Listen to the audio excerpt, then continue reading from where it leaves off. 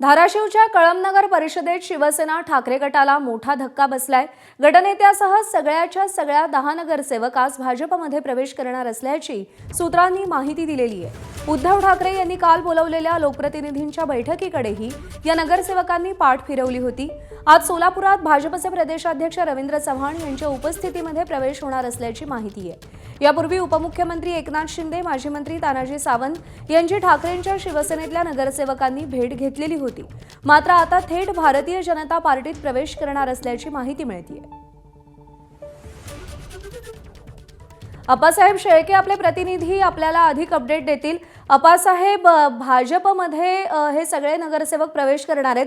चर्चा ऑपरेशन टायगरची होती, वाट अचानक कशी बदलली?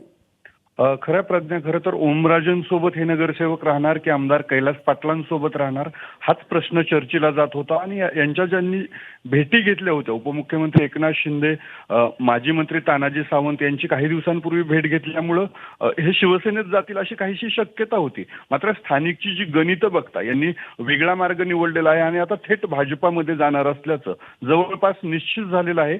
आज सोलापुरात हा पक्षप्रवेश सोहळा होईल प्रदेशाध्यक्ष रवींद्र चव्हाण यांच्या उपस्थितीमध्ये। आणि हा आमदार कैलास पाटील यांना खूप मोठा धक्का मानला जातो, कारण त्यांच्या मतदारसंघातील ही नगर परिषद आहे आणि सर्वच्या सर्व नगरसेवक आता थेट भाजपात जात असल्याने जवळपास ठाकरेंचा तिथं एकही नगरसेवक आता शिल्लक राहणार नाही अशी परिस्थिती आहे प्रज्ञा।